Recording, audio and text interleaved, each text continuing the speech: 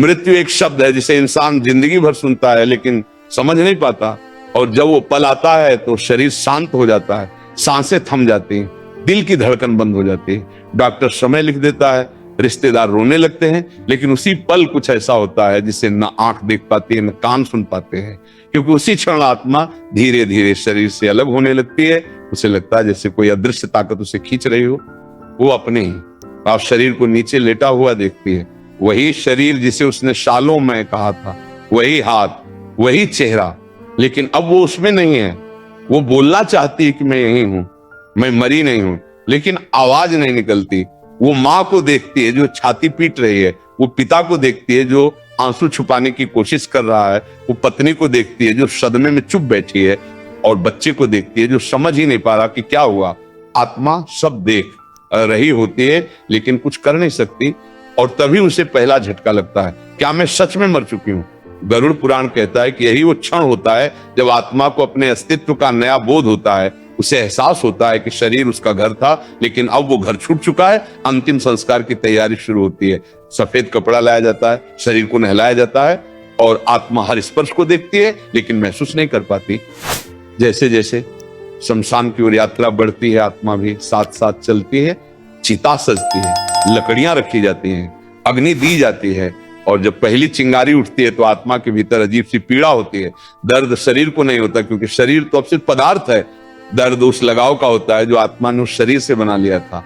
आग की लपटें उठती हैं, मांस जलता है, हड्डियां चटकती हैं, और आत्मा ये सब देखती है। गरुड़ पुराण में लिखा है कि कई आत्माएं उस समय रोती हैं, कुछ पछताती हैं, कुछ चिल्लाना चाहती हैं, क्योंकि अब उन्हें याद आता है कि उन्होंने जीवन को कितनी हल्के में लिया था, कितना समय व्यर्थ किया था, कितने रिश्तों को तोड़ा था, कितने पाप किए थे। और जब चिता की आग बुझ जाती है, जब लोग घर लौट जाते हैं, जब शमशान शांत हो जाता है, तब असली यात्रा शुरू होती है, क्योंकि आत्मा अकेली है, न शरीर है, न आवाज है, न सहारा है, सिर्फ स्मृतियां हैं, कर्म है, और आगे का अनजाना रास्ता है। और यहीं से शुरू होते हैं वो 13 दिन जिन्हें इंसान सिर्फ रस्म समझता है, लेकिन आत्मा के लिए वे जीवन और मृत्यु के बीच की सबसे कठिन परीक्षा होते हैं। हर दिन आत्मा को एक नया अनुभव होता है, एक नया बोध होता है, और धीरे धीरे उसके सामने उसके कर्मों का पर्दा उठने लगता है। आत्मा को जैसे ही एहसास होने लगता है कि शरीर पूरी तरह छूट चुका है, उसी पल उसके चारों ओर का संसार बदलने लगता है। रंग धुंधले पड़ जाते हैं, आवाजें दूर होती चली जाती हैं, और एक अजीब सी खामोशी उसे घेर लेती है।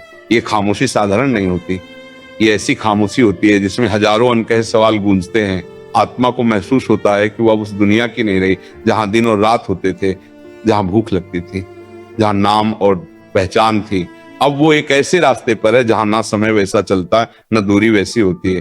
गरुड़ पुराण में कहा गया है कि इस अवस्था को प्रेत अवस्था कहा जाता है, और यह अवस्था आत्मा के लिए सबसे भ्रमित करने वाली होती है, क्योंकि वो खुद को जीवित मानती है लेकिन दुनिया उसे मृत मान चुकी होती है।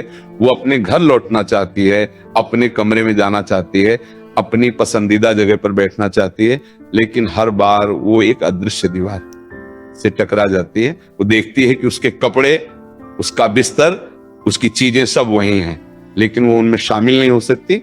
और यही वो पीड़ा है जिसे शब्दों में बयान करना मुश्किल है, क्योंकि ये पीड़ा न शारीरिक है न मानसिक, ये अस्तित्व की पीड़ा है। आत्मा कई बार अपने परिजनों के पास जाती है जब वे उसे याद कर रहे होते हैं, जब उसकी तस्वीर के सामने रो रहे होते हैं। आत्मा उन्हें छूने की कोशिश करती है, उनके कंधे पर हाथ रखने की कोशिश करती है, लेकिन कुछ नहीं होता। और धीरे धीरे उसे समझ आने लगता है कि अब वो सिर्फ एक स्मृति बन चुकी है, एक ऐसा नाम जिसे लोग रोते हुए लेंगे और फिर समय के साथ भूलते चले जाएंगे। इसी दौरान यमदूतों का प्रकट होना बताया गया है। गरुड़ पुराण में वर्णन है कि यमदूत डरावने इसलिए नहीं होते कि वे क्रूर हैं, बल्कि इसलिए कि वे सत्य के दूत होते हैं। वे आत्मा को आईना दिखाते हैं, वे उसे बताते हैं कि अब कोई बहाना काम नहीं आएगा, न पद, न पैसा, न रिश्ते। आत्मा को धीरे धीरे एक मार्ग पर ले जाया जाता है। यह मार्ग अंधकार में होता है, कभी बहुत लंबा, कभी बहुत संकरा, और कभी ऐसा लगता है जैसे ये रास्ता खत्म ही नहीं होगा।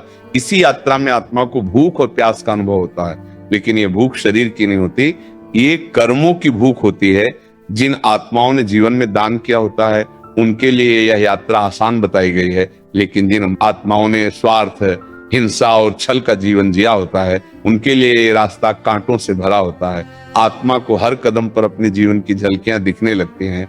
बचपन, युवावस्था, रिश्ते, झगड़े, झूठ, धोखा, प्रेम, घृणा, सब कुछ बिना किसी क्रम के सामने आने लगता है। और सबसे डरावनी बात यह होती है कि आत्मा अब उन पलों को बदल नहीं सकती, वो सिर्फ देख सकती है और पछता सकती है। गरुड़ पुराण कहता है कि यही वो समय होता है जब आत्मा सच में न्याय को महसूस करती है, क्योंकि यहाँ कोई दूसरा दोषी नहीं होता।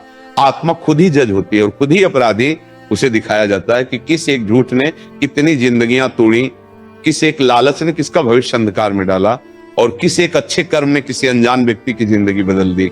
आत्मा को यह भी बताया जाता है कि जो लोग पीछे रह गए हैं, वे जो कर्म कर रहे हैं, पिंडदान, तर्पण, प्रार्थना, वे उसके लिए कितने महत्वपूर्ण हैं। हर तर्पण आत्मा को थोड़ी राहत देता है, हर सच्ची प्रार्थना उसके बोझ को हल्का करती है। लेकिन जिनके लिए कोई प्रार्थना नहीं करता, जिनके लिए कोई दीप नहीं जलाता, उनकी आत्मा इस यात्रा में और अधिक भटकती है। कई बार आत्मा अपने ही घर के आसपास अटकी रह जाती है। उसे लगता है कि शायद कोई उसे बुला ले, कोई उसका नाम ले, और यही वजह मानी जाती है कि कुछ जगहों पर लोगों को परछाइयां दिखती हैं, अजीब आवाजें सुनाई देती हैं, क्योंकि हर आत्मा तुरंत आगे नहीं बढ़ पाती। कुछ आत्माएं अपने अधूरे इच्छाओं में फंसी रह जाती हैं। कोई बदला चाहता है, कोई माफी, कोई प्रेम, और यही बंधन उन्हें आगे बढ़ने नहीं देता। गरुड़ पुराण में चेतावनी दी गई कि यही वो अवस्था है जहां आत्मा प्रेत योनि में फंस सकती है। और ये योनि सबसे कष्टदायक मानी गई है, क्योंकि इसमें चेतना होती है लेकिन शक्ति नहीं होती, इच्छा होती है लेकिन साधन नहीं होते।